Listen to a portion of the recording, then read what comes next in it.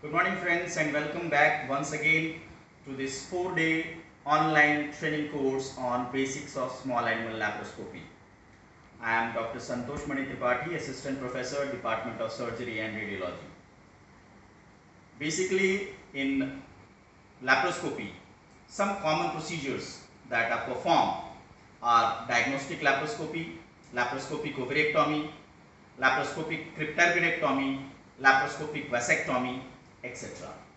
And the instruments that I will be describing today, all these instruments can be made use of for all the procedures that I have just mentioned. So the first thing is to enter into the abdominal cavity so that we can create the space for our surgical procedure, and that is done by means of creating a pneumoperitoneum by inserting gas into the abdominal cavity. So in order to create that space, we have got the Veress needle. This Veress needle is available in various sizes: 8 cm, 10 cm, 12 cm and 20 cm, and depending upon the use the lengths vary. However, for small animal practice, 10 cm Veress needle is very effective in carrying out most of the laparoscopic procedures. The Veress needle, it has got two parts: the outer sheath, which has got a pointed tip, as you can see, this is the pointed tip, and then there is the inner part, inner stylet, which has got a blunt end, as you can see while I am rotating it into the sheath. So on an average, when you arrange the Veress needle, the blunt end will always be ahead of the pointed end. The moment you attach it to the surface of the body, what happens is, because of the spring action of the inner stylet, it will be pushed up, and as soon as you enter into the abdominal cavity, the blunt end will enter first, thereby preventing any injury to the abdominal structures. I can show it by this particular resin sheet. Just see it here. As soon as I enter into the abdominal cavity, I get a typical click sound. Why? This is because of the fact that the valve is now touching the sheath of the Veress needle. And this also gives me an idea that I have entered into the abdominal cavity and that I need not press any further. If I have to open it, I can open it and disassemble it in this way. So these are the two parts as I just discussed: the outer sheath with the pointed end, the inner stylet with the blunt end. It has also got an opening present so that air can enter into the abdominal cavity. At the tip of the stylet is the valve, which I can manage so as to allow the flow of air. If this valve is in straight line, that means air can enter into the abdominal cavity, and if it is in a perpendicular line, then the valve is closed. So the first step of Veress needle insertion, that is the blind step, can be carried out safely if we are aware of the assembly and disassembly of the Veress needle. Thereafter, the place where we have inserted the Veress needle, most of the times for the procedures that I have described, this Veress needle insertion is just parallel to the umbilicus, and it can be just above the umbilicus towards the xiphi-sternum. Once you have inserted the Veress needle and created the pneumoperitoneum, then you need to insert the camera port. So for that, you can increase the incision where you have inserted the Veress needle, and then you can insert a 6 mm camera port or a 11 mm camera port, again depending upon the procedures. Most of the times, if you are using the 11 mm camera port, you can even extrude out the organs that you are interested in after the surgical procedure. But for most of the common procedures, we are using the 6 mm Turnemian cannula, which is a threaded cannula. You can see the threads all over the shaft, and it has got a lever lock at the top. This lever lock you will have to press down so that you are able to allow the entry of the telescope without any damage to the lens of the telescope. Again, it has got a valve at the shaft with the help of which you can allow entry of the air into the abdominal cavity. If it is in perpendicular position to the shaft, that means it is open, and if it is parallel to the shaft, that means it is closed. When you are inserting this port, you have to make sure that the valve is open. So when you insert this port through a screw action into the abdominal cavity, as soon as it enters into the abdominal cavity, you will find the air will be leaking out through this valve, which will give you a hiss sound, which will again indicate that yes, you have entered into the abdominal cavity, and you need not press the port any further. Once you have entered into the abdominal cavity, you can attach this valve to the silicone tube of the endoflator and carry out with the pneumoperitoneum. If you don't want any further increase, then you can just close it. Okay. So again, this lever lock that I told you, it can be, if you press it, then it opens the valve here. You can see the valve. Okay, so you should try to check this valve, and you should get this rubbery feeling. Which will indicate that the valve is properly functioning.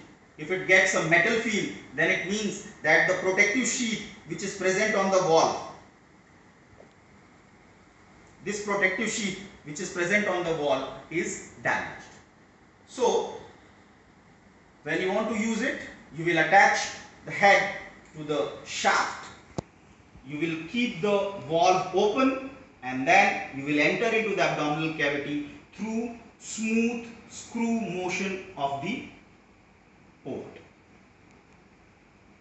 Once you have entered into the abdominal cavity, thereafter you will insert your telescope. Now this telescope can be 0 degree, 30 degree and 45 degrees, and also they can be of various length. The details will be explained by my colleague. So once you enter into the abdominal cavity, you will examine the whole of the abdominal cavity, and you will identify the area where you will again insert the working ports, so that you are able to insert your working instruments into the abdominal cavity. So for inserting the working instruments, the ports which are available, they are again of 6 mm threaded cannula. They can be plain also, but ideally if you are using a threaded cannula, it is advantageous in 2-3 ways. Because of its threaded shaft, it can remain in its position for a longer period of time. While removing the working instruments, it will not get displaced, and again it has got two parts, the shaft and the head. So this head has got a valve inside, inner rubber valve that can be attached. Now this inner rubber valve, it will prevent the leakage of the gas, and then it can be covered with the rubber cap at the top. Again, the advantage of these rubber caps and valve is that they prevent leakage of air through the cannula. So how do they do it? The moment I enter into the abdominal cavity, you will find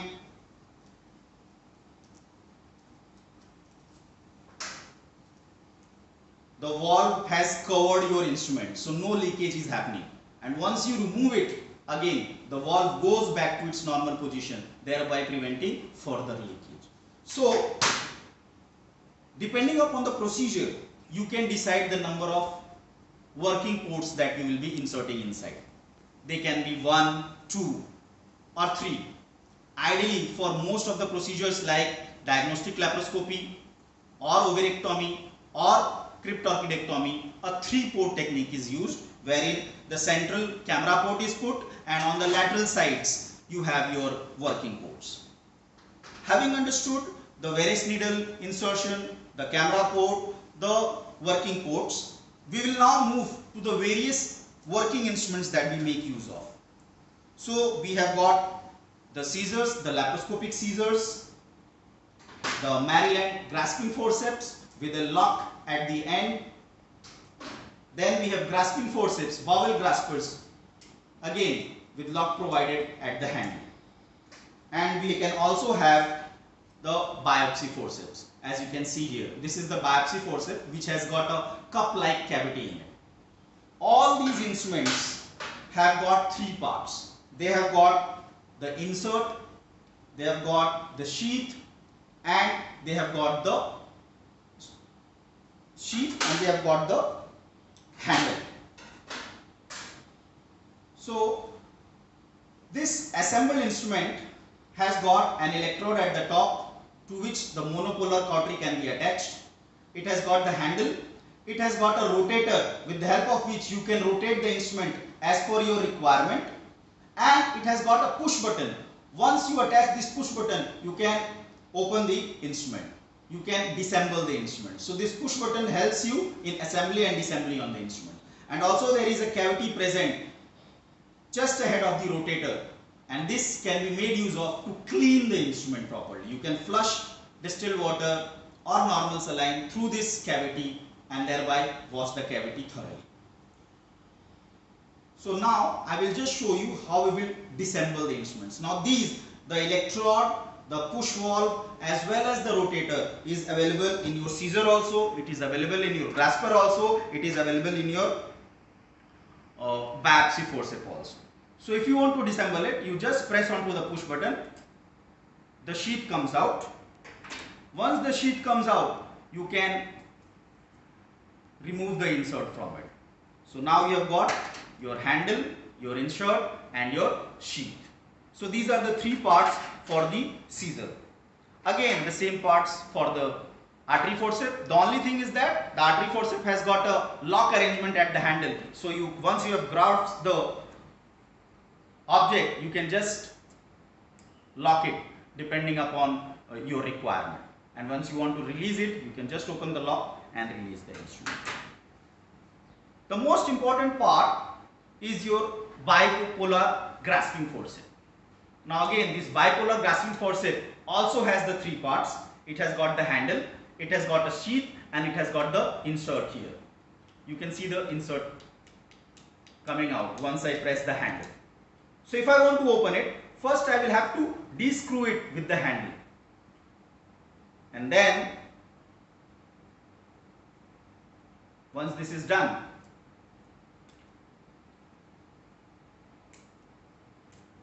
I will again press the push button and remove. So the handle is separate from your sheath and insert. And after this, I will just remove the insert. And you can see my bipolar forceps, and then my sheath, and then my handle. When I want to assemble it, again I will do the same thing. I will enter into the sheath, and then I will go into the cavity that has been provided, push the insert further, screw it, and then my instrument is again ready for use. I have to just attach the cable which will be connected to the cautery machine, and I can operate the current that is to pass with the help of the foot paddle that is provided along with the machine. So my dear friends, these are the working instruments for a laparoscope. You should have a Veress needle, you should have the 6 mm or 11 mm cannula for telescope insertion. You should have telescope of various sizes. Mostly we are using the 0 degrees for most of our procedures. Of course, for complicated procedures, 30 degrees, 45 degrees can also be used. And then you should have your scissor, your grasping forceps, and then your cautery. All these instruments need to be assembled and disassembled after every laparoscopic procedure. They need to be thoroughly cleaned, and then they can be put into the 2% glutaraldehyde solution for 20 minutes or 4 hours or 24 hours, depending upon the number of surgeries that we are required to do.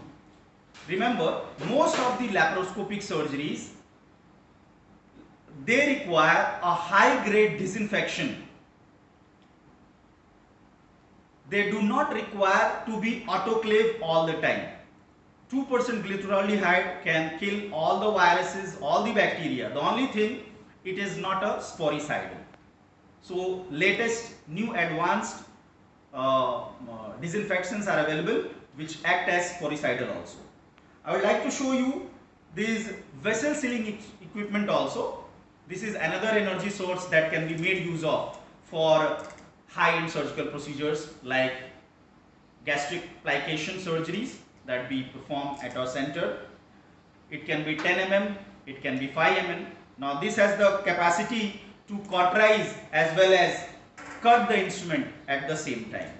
So you will find it has got the handle, it has got the insert for the cable which you will attach to the vessel seal instrument, and then it has got the jaws, and these jaws, they can be used to cauterize or coagulate the tissue first, and then they can be locked to cut the tissue. This makes the job very easy. So my dear friends, this was all about the working instruments that we will be using laparoscope. I hope it will help you for your laparoscopic procedures. Thank you very much.